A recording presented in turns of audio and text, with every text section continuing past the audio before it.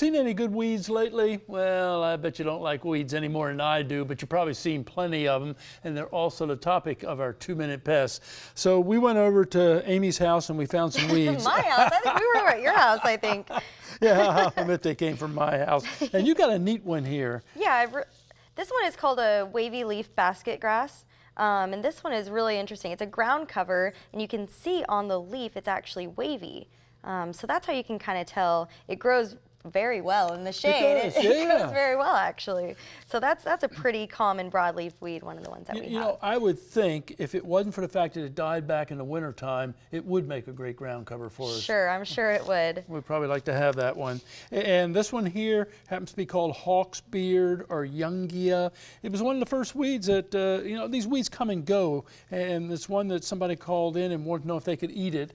And I shipped it to the university. University says, well, it's a lettuce relative, but I'm not telling anybody to go through and eat it. So it's another one. You know, a lot of these you can just pull them out, spot kill them if you want. You've got one over there that's really prevalent. Yeah, I do have one over here. A lot of people kind of mistaken this as maybe their turf grass or their grass or even a grassy weed. This is actually a sedge. So you can kind of see on this sample that we have a little tiny sedge head, you know, coming up right here. Yeah. I've got a couple of other samples. There's lots of different types of sedge. Lots of different types of sedge. You can kind of tell the stem is usually in a triangular shape, so you can kind of feel those sides.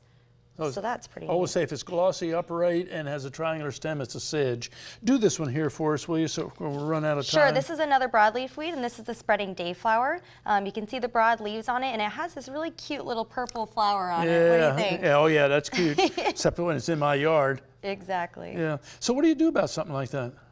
Pull it out? Usually if it's this big, I would pull it out by hand. That's going to be your best bet. A lot of time your best bet is to put a pre-emergent herbicide down before you know that the problem may arise. Yeah. If you know you have this, you want to take care I of it got tons before of it it. comes It's out. #1 summer weed, I'll tell you. Thanks, Amy. Appreciate the extra help there. Thanks, Tom. Weeds, weeds, and more weeds. That's what you expect during the summertime. I think the important thing is to have them identified. If you don't know what they are, take a sample to the Extension Service. Agents love to identify weeds, and that'll help you with this 2-minute pest.